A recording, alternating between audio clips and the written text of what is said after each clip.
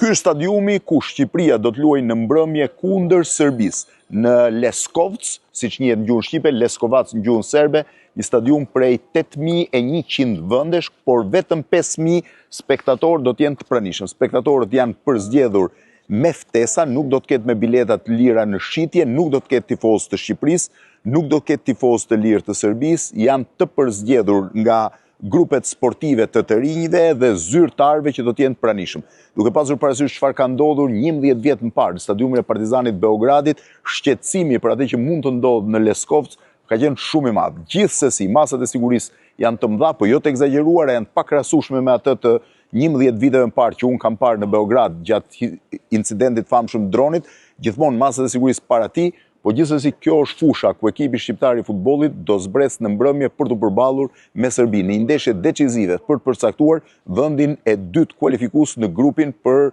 kampionatin botëror të Amerikës së Veriut.